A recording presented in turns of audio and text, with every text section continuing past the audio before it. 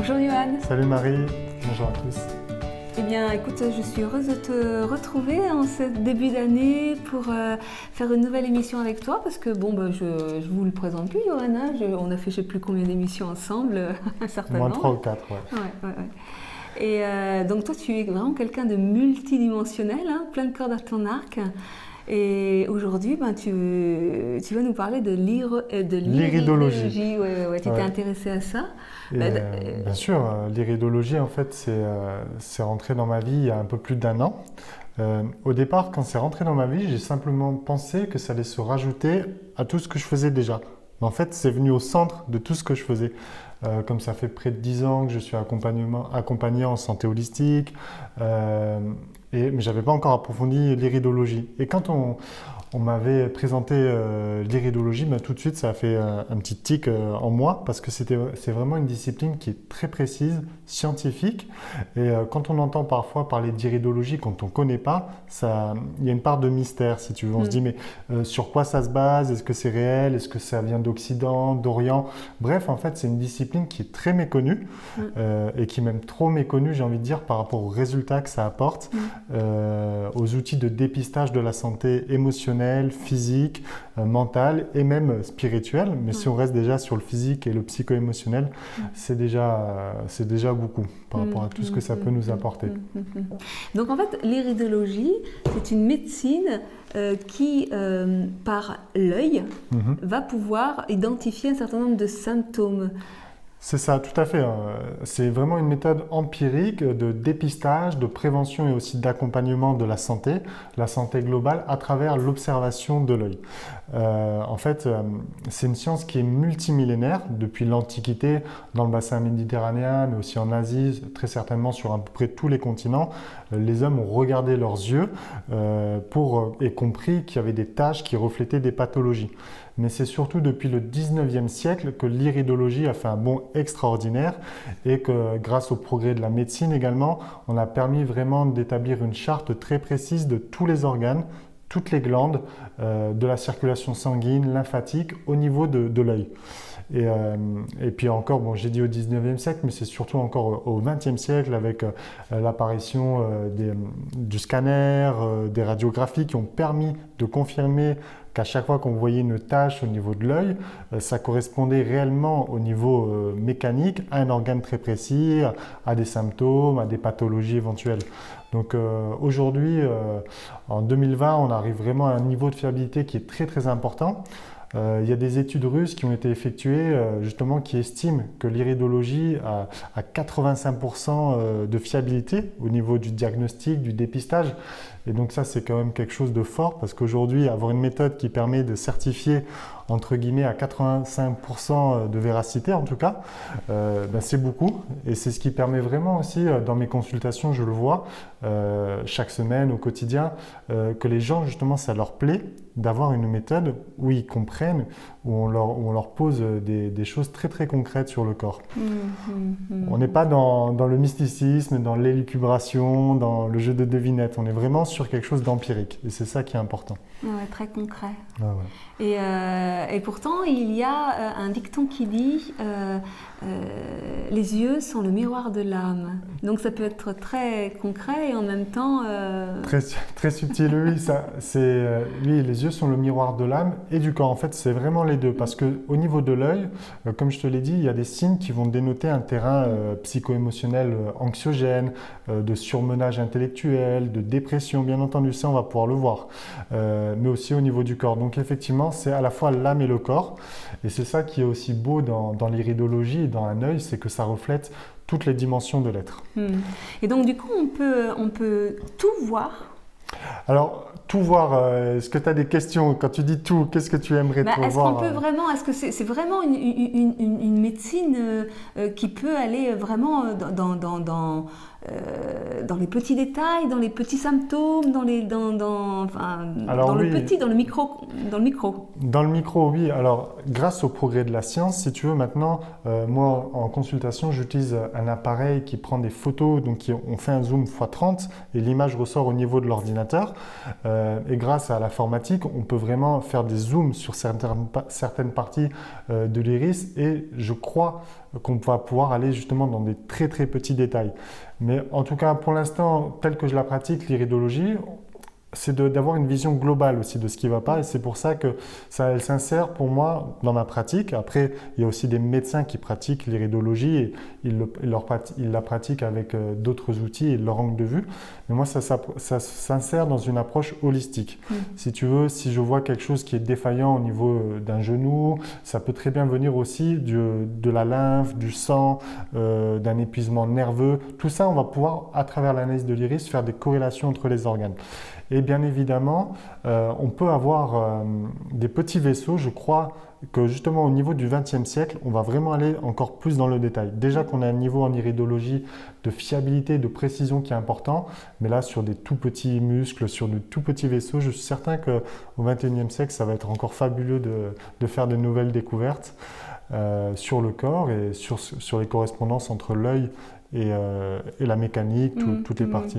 Alors, est-ce qu'on peut faire un bilan sanguin, c'est-à-dire aller voir, identifier s'il y a des carences en tel ou tel nutriment, oligo-éléments, vitamines, etc. Alors, on peut justement, au niveau de l'œil, on va pouvoir avoir une vue sur la déminéralisation. Il y a des observations, je veux dire des signes très clairs dans l'iris qui reflètent un état de déminéralisation. Après, pour dire est-ce qu'on manque exactement de soufre, de nickel, de calcium ou de magnésium, pas forcément sur un élément. Mais on voit justement si un terrain est trop acide, si un terrain est déminéralisé, même sur certaines zones, on peut voir si ça peut être une déminéralisation du bas du corps ou du haut du corps ou de certains organes en particulier. Et ça, c'est déjà très bien de le constater.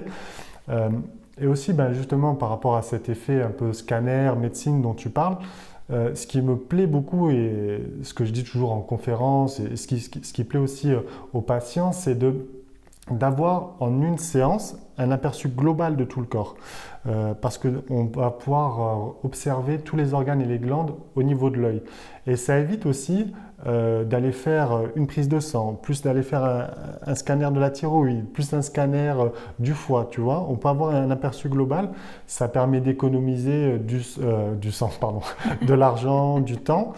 Bien entendu, on va parfois compléter la séance d'iridologie avec des analyses sanguines, avec un bilan, une échographie par exemple de la thyroïde. Donc la médecine traditionnelle allopathique et l'iridologie ne sont pas du tout en opposition et au contraire, elles se complètent parce qu'au début du XXe siècle, il y a de nombreux médecins français et internationaux qui étaient des médecins de médecine allopathique qui se sont intéressés à l'iridologie.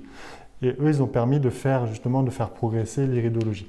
Donc il n'y a pas d'opposition, il y a une complémentarité entre toutes les médecines dont l'iridologie peut se greffer ou elle peut même venir au cœur de toutes les techniques dont on dispose aujourd'hui. Alors je te vois avec des petits schémas là, je crois que tu as envie d'aller dans du pratico-concret. Comment ça marche? Qu'est-ce qu'on peut y voir? Oui, tout à fait. Alors j'ai imprimé quelques images, notamment certaines des consultations que j'ai.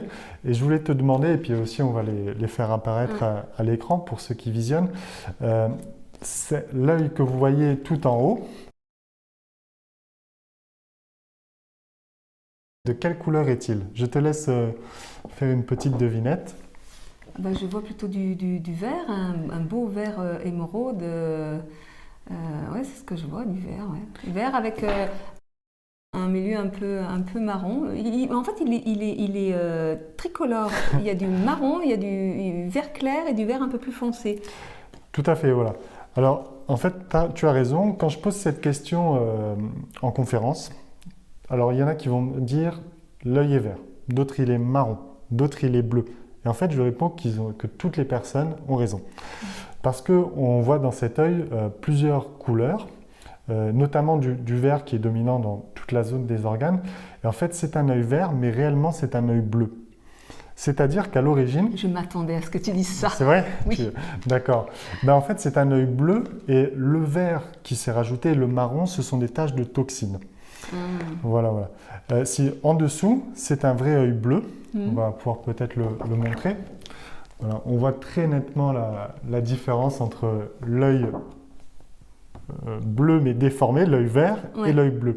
En fait, l'œil vert, il y a très peu de yeux verts au sens réel génétique. Souvent, la plupart des yeux verts, et là je lance un pavé dans la mare et je vois les mines déconfites à chaque fois que je dis ça, pour les personnes qui ont les yeux verts, ce sont souvent un état d'intoxication qui est assez important, parce que si on prend la couleur bleu plus jaune, ça donne vert. Et souvent le jaune... Même quand c'est depuis tout petit, parce que moi j'ai un fils et puis des petits-enfants qui ont les yeux verts. Alors on pourrait réellement voir leur couleur si on prenait une photo de leur iris, mais il y a très peu de personnes qui ont réellement des yeux verts au sens génétique. Et comme tu le dis, le problème c'est qu'on donne aussi beaucoup de produits céréaliers aux enfants. Ouais. Ça fait vraiment partie de l'alimentation coutumière et traditionnelle qu'on recommande en France, en Occident. Et justement, ces excès de céréales vont donner des cols au niveau de l'organisme, des intestins, du mucus pathogène qui va parfois produire des teintes jaune-orangé dans l'œil. Et quand on sait que le bleu plus jaune égale du vert, ça va irradier progressivement sur tous les organes. Et plus un œil est vert, plus cela signifie, un œil bleu qui est intoxiqué, qui est devenu vert, plus cela signifie que le mucus pathogène a envahi tous les organes, tous les tissus, la lymphe, le sang, voilà. Donc, les yeux verts, attention à l'excès de céréales. Ça ne veut pas dire que vous avez des faux yeux verts, mais attention à ça. Super. D'ailleurs, les yeux verts, je les appelle pas les yeux verts VERT, mais les yeux verts VERS. Parce que c'est souvent, quand on mange trop de céréales, on va développer des parasitoses, des candidoses, prolifération de vers. À ce moment-là, réduire très nettement les céréales et stopper le gluten et prendre des antifongiques tels l'ail, les clous de girofle, l'origan, l'huile essentielle de titri pour procéder à un déparasitage. Je sens que je vais envoyer le lien de la vidéo à mon fiston. Il fait comme il veut. Après, mais les enfants sont très réceptifs à ça. Je fais des consultations de temps en temps avec des adolescents ou bénévolement des fois pour des jeunes enfants quand j'ai les parents qui sont là, qui veulent avoir quelques recommandations. Donc, enfin, mon fils, il a 35 ans. Hein. Ah oui, c'est vrai. Mais tu peux lui envoyer le lien, bien sûr. Ok. Alors, tu as d'autres... Bien sûr, je voulais partager surtout quelques photos avec toi et les téléspectateurs pour que ça soit du concret. Oui. Alors en fait, on va le faire apparaître aussi à l'écran. Alors laquelle? Le haut ou le bas? Alors le haut et le bas. Le haut et le bas, alors ok.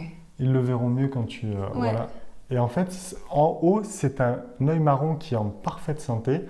Et en bas, c'est un œil marron qui reflète un état vraiment de pathologie au niveau des intestins. Tu peux regarder peut-être la photo pour toi. Vraiment, c'est vraiment un constat édifiant. Cette photo-là, je l'ai prise à peine il y a quelques jours, il y a moins d'une semaine, avec une personne qui mange beaucoup de légumes, de fruits, qui se nourrit avec des jus de céleri, qui est vraiment qui pratique beaucoup le cru. Alors que là, c'est une personne qui a mangé et qui mange encore beaucoup de céréales, beaucoup de viande. Et donc, on voit très nettement sur l'œil du bas que toutes les fibres au niveau des intestins sont éclatées, que ça laisse apparaître la trame, alors qu'ici, dans l'œil en parfaite santé, on voit quasiment pas de taches, pas de trous dans la trame. Donc, c'est vraiment des cas antagonistes très forts, mais l'œil va réellement refléter en fait l'état de santé. C'est là qu'on s'aperçoit la différence entre quelqu'un qui mange correctement au quotidien et qui a mangé correctement toute sa vie. D'accord. Mais alors dis-moi, parce que du coup, quand je vois ces yeux-là comme ça, juste un petit détail, c'est que quand tu fais une consultation, tu as des loupes, des objets pour aller regarder dans l'œil ou tu vois à l'œil nu déjà? Parce qu'en fait, à partir du moment où tu es un minima formé à l'iridologie, finalement, dès que tu te trouves face à quelqu'un, tu regardes un peu ses yeux et tu connais tout sur lui. Alors, c'est un défaut au début. Quand tu commences une formation d'iridologie, ou même pour les gens qui vont voir la vidéo, tout le monde va commencer à se regarder dans le miroir ou à regarder les yeux de son copain, sa copine, sa famille.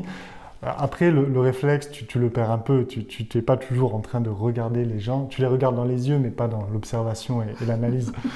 Tu excuses un peu cette partie. Il n'y a pas d'intrusion. Mais c'est une question intéressante parce qu'il y a 3 niveaux pour moi de lecture de l'œil.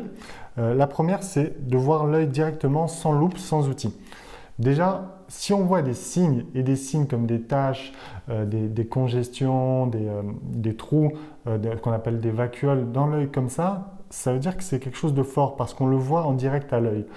Si après, on n'en voit pas, je veux dire d'œil à œil, mais qu'on le voit avec une loupe c'est environ x8, x10. C'est déjà un effet grossissant. Si on voit rien si on voit très peu de choses à x8, x10, c'est rassurant. Moi, j'utilise un microscope qui va jusqu'à x30, donc là, on va vraiment rentrer en détail.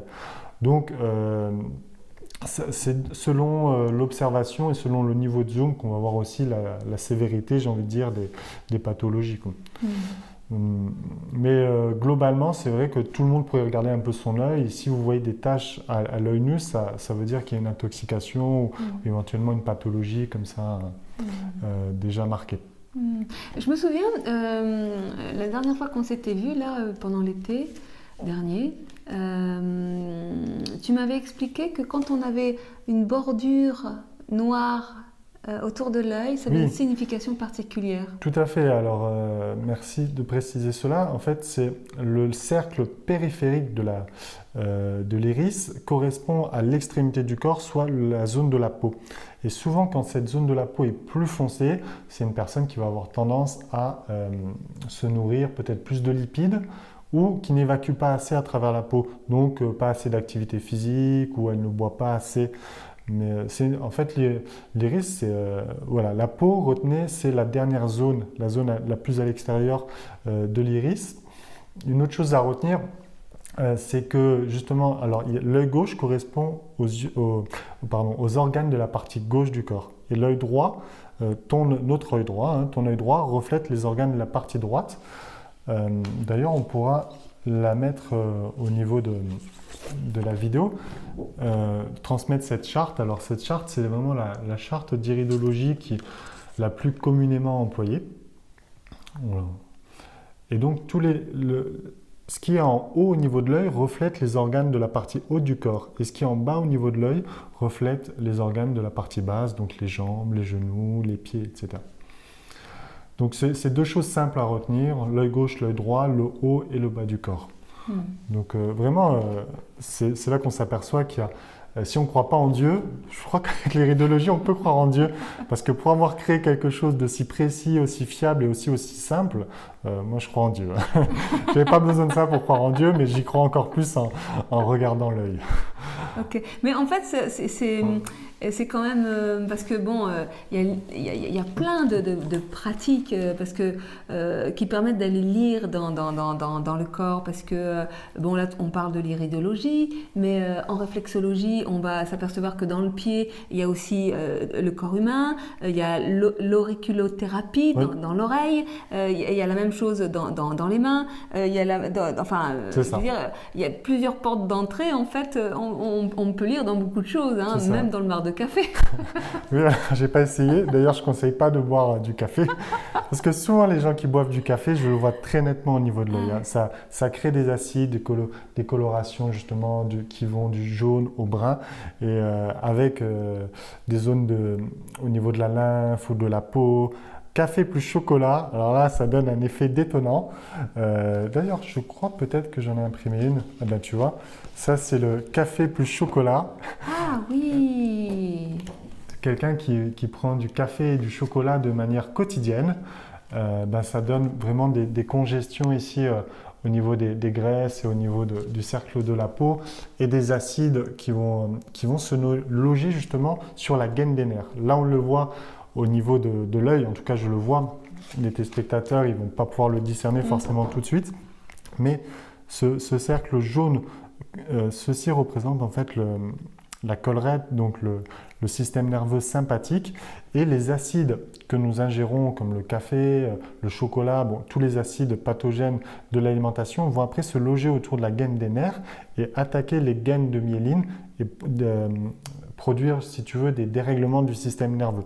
Donc vraiment, café plus chocolat, c'est pas du tout le cocktail que je recommande au quotidien. Et en iridologie, ça rate pas. On le voit très très clairement. D'ailleurs, souvent les gens n'osent pas. Alors, je pose toujours dans une consultation d'iridologie, je fais toujours d'abord un questionnaire d'environ une demi-heure pour comprendre le mode de vie, l'alimentation, si la personne, quelle eau elle boit, la sédentarité, bon, bref, plein de choses. Et parfois, les gens ont oublié de me citer quelque chose, mais l'œil va pouvoir me le rappeler, me dire, mais tiens, on n'a pas forcément parlé des produits laitiers. Ah oui, et puis là, ça fait un déclencheur. Parce que l'œil va vraiment tout marquer. Ouais, c'est intéressant, très intéressant. Alors, tu as d'autres petits... D'autres petites images. Alors, petite question, à ton avis, et à l'avis des téléspectateurs, lequel de ces yeux reflète le meilleur terrain génétique? Le meilleur terrain génétique. Alors,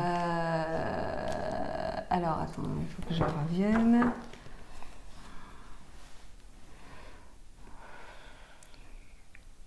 Comme ça, d'instinct. Je vais dire celui-là. Celui-là. Et bien en fait, c'est l'inverse, même si je ne connais pas la... Moi, j'ai dit celui-là. Hein. Voilà. Mais bon, ça ne veut pas dire, tu sais, des fois on peut avoir un bon terrain génétique et mourir à 50 ans, et des fois avoir un terrain génétique plus faible et mourir à 70 ans. La vie est ainsi faite que on ne peut pas forcément même percer tous les mystères dans l'œil. J'ai dit celui-là parce que je le trouve plus joli, hein. Il est plus marbré, plus... Voilà, parce que tu aimes la diversité. Mais il faut savoir qu'au niveau de l'œil, c'est quelque chose de très simple. Dans un œil bleu, on va le voir très facilement. Ici, c'est ce qu'on appelle la trame. Donc plus les fibres sont serrées, droite, alignée, plus ça dénote un terrain qui est de qualité, d'une bonne qualité héréditaire, comme si tu veux un chêne. Si on prend une comparaison par rapport aux arbres, ça va être plutôt un chêne.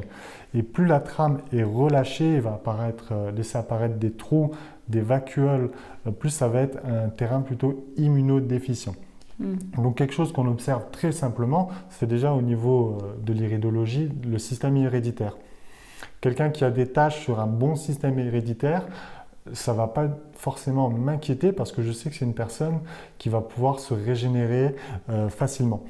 Alors que lorsqu'on a un moins bon terrain héréditaire, justement, on doit être davantage vigilant à son hygiène de vie globale. Donc en fait, plus l'œil est marbré, coloré, etc., plus ça vient indiquer la présence de toxines et de déséquilibres divers et variés. Il s'agit que un œil en bonne santé est un œil qui a une apparence très unie en fait. C'est ça, c'est ça. Alors, il y a trois couleurs de yeux principales. Donc c'est les yeux bleus, les yeux marrons et les yeux mixtes, qui correspondent à un mixte entre les yeux qu'on appelle plus communément noisettes. Voilà. Ensuite, justement, donc, quand on voit une couleur principale se dégager, quand on a du mal à voir d'autres colorations, c'est très bon signe. Et plus, j'ai envie de dire, on va voir de couleurs, on va voir du jaune, du orange, du marron, en plus du bleu, là on est déjà à 4 couleurs. Donc en consultation, c'est plus je vois de couleurs, plus ça note une dégradation du terrain physiologique, effectivement. Donc quand on est à 2 couleurs, ça va encore parce qu'il y a bien sûr un peu de blanc qui traîne, des fois au niveau du système nerveux ou au niveau de la lymphe, c'est pas très grave. Mais quand on commence à passer à 3 couleurs, pour moi, c'est un signal de vigilance. Et là, 4 ou 5, attention, on se fait une bonne détox pour nettoyer tout ça. D'ailleurs, un petit point que je voulais aborder, c'est, regarde, avant-après. Ah, oh là là. Oui, oh là là. Voilà, avant-après. Alors, qu'est-ce qui s'est passé? Tout simplement, donc, ça c'était un œil qui était très intoxiqué. Si on avait vu cette personne comme ça en face de nous, on lui aurait dit, bah, tiens, tu as les yeux bruns ou gris. Oui, bah oui. Tout à fait. Et en fait, en détoxinant complètement le corps, ça va revenir au bleu. Parce que des personnes, je leur apprends parfois leur vraie couleur de yeux. Ils ont les yeux verts, je leur apprends qu'ils ont les yeux bleus, ou alors ils ont les yeux noisettes. Mais en fait, c'est un brun qui est délavé et justement déminéralisé, parce qu'il y a trop d'acides pathogènes liés à la viande, aux charcuteries, aux céréales, etc., etc. Sans rentrer dans les détails. Mais voilà, la couleur des yeux va changer. Et l'œil va bien sûr évoluer tout au long de la vie. D'ailleurs, ça serait très très intéressant de pouvoir suivre quelqu'un du début de sa vie jusqu'à son décès et voir comment l'œil change tout au long de sa vie. Ah oui, mais ça me parle bien ce que tu dis, parce qu'en fait, plus jeune, et je croyais que c'était enfin, dommage. J'avais les yeux plutôt noisettes vert, quoi. Et maintenant, ils sont plutôt marrons. Donc c'est un très bon signe, c'est-à-dire que peut-être qu'à l'époque, comme beaucoup de gens, hein, tu sais, moi j'ai grandi aussi dans... Mon père était cuisinier, mais j'adorais les pâtes, j'adorais la viande, je faisais beaucoup de sport jusqu'à l'âge de 20 ans. J'en fais toujours du sport, mais on m'a toujours dit manger des pâtes et voilà, beaucoup de choses qu'on apprend, genre au rugby, au football. Et donc si tu avais les yeux noisettes verts, comme tu le dis, et là tu as des yeux marrons, je les avais vus, ils étaient très bien, et donc ça veut dire que tu as fait une détoxification et que des toxines qui étaient présentes à l'époque sont parties du corps.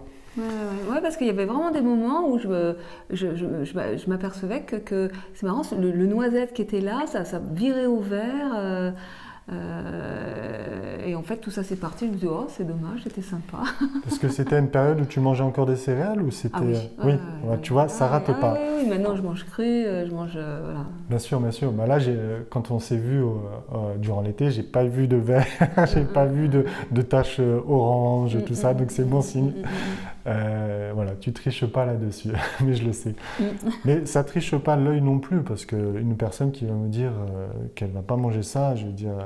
Des fois, c'est vrai que ce sont aussi des toxines, même si on a arrêté d'en manger, ben, les déchets sont encore dans l'organisme. Donc, il faut les métaboliser par de l'activité physique, de la respiration, de l'eau, bref, c'est pas par... Du coup, j'ai une question qui me vient là. C'est une question piège. D'accord. C'est une question piège. C'est que moi, j'en suis arrivée vraiment à comprendre que il n'y avait pas que l'alimentation qui générait des dysbioses et des déséquilibres divers et variés dans l'intestin, dans le corps, parce que finalement, on peut avoir la meilleure alimentation du monde si on ne change rien à sa vie, si on est toujours dans certains domaines de sa vie sous pression, dans le stress, etc. C'est quand même le stress en premier lieu qui va générer des déséquilibres. Donc, est-ce que dans l'œil, à un moment donné, tu peux voir apparaître des failles, des couleurs qui pourraient te faire penser que tiens, il y a une alimentation qui est peut-être trop riche en gras ou trop riche en céréales, alors qu'en fait, c'est le stress qui a généré cette... Oui, alors tu vois cette image qu'on va montrer aux téléspectateurs aussi. Oui. Voilà, on voit apparaître vraiment des traits noirs sur l'iris avec aussi des cercles concentriques. Ça, c'est vraiment un facteur de stress. Quand on voit des traits noirs qu'on appelle radii solari ou sillons de congestion, ça dénote justement une activité nerveuse, un terrain dépressif, anxiogène, psychologique qui est déviant. Donc ça, on va justement pouvoir le voir également au niveau de l'iridologie, de l'analyse de l'iris. Donc c'est vraiment très intéressant, c'est pour ça qu'on dit santé des yeux, santé du corps et de l'âme, parce que ça reflète ces deux parties de l'être. Mais comme tu le dis, effectivement, on a beaucoup parlé d'alimentation, mais le stress joue énormément, parce que ça va agir, le stress va jouer sur la glande pinéale, la glande pituitaire, l'hypothalamus, les sécrétions digestives, bien entendu. C'est pour ça que ça rentre dans le cadre d'une analyse holistique, l'iridologie. Mais c'est super intéressant et je me dis que quand même ça vaut... je dirais presque que c'est des choses des b.a.-ba qu'on devrait presque apprendre à l'école, quoi.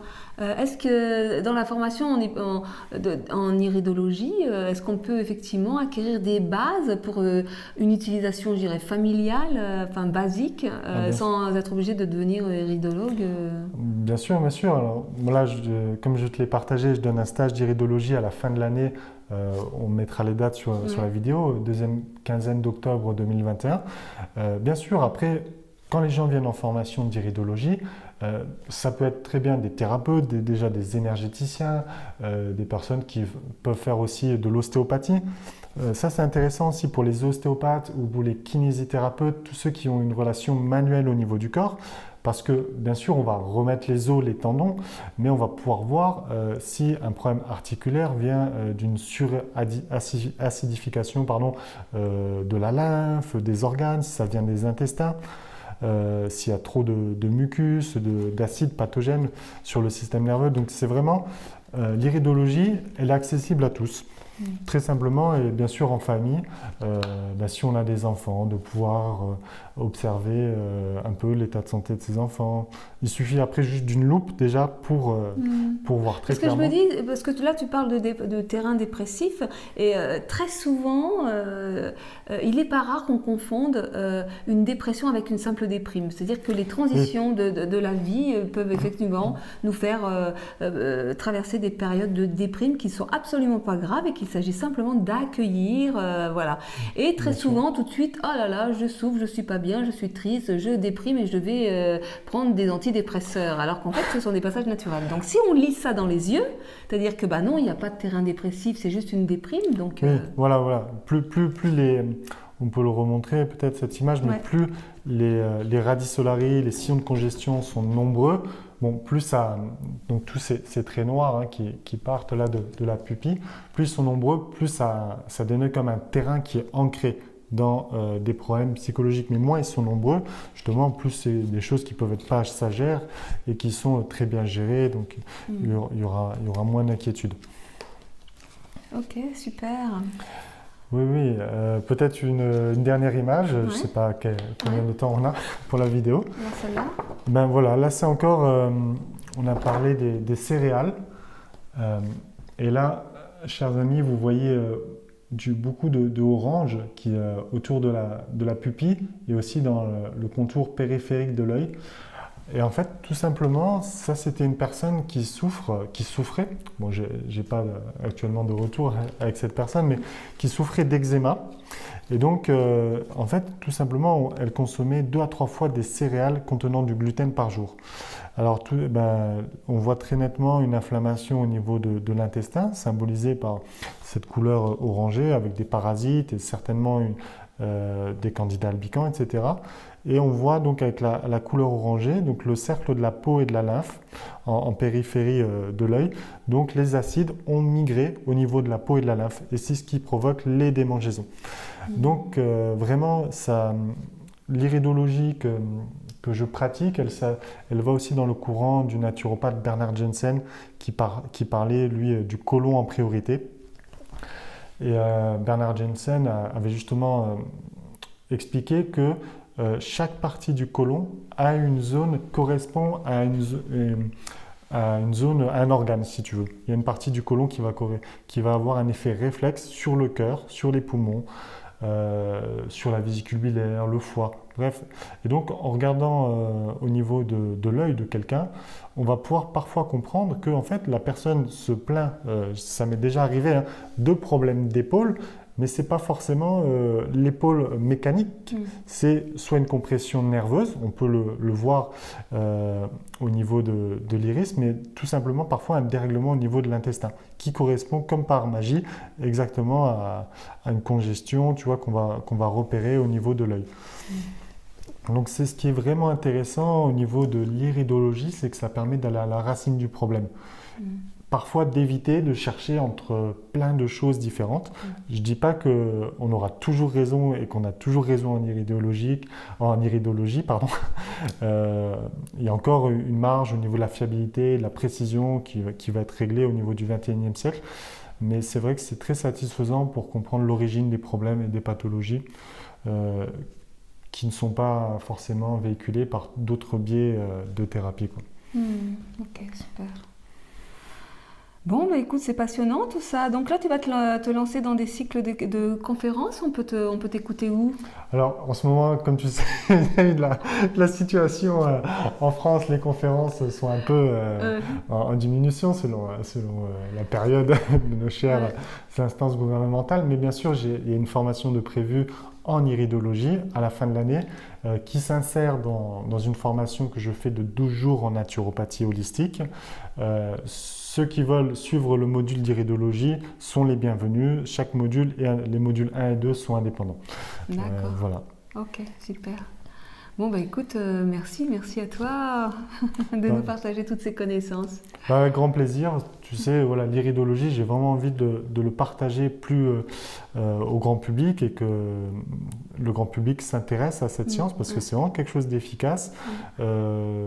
qui a toute sa place même dans un hôpital.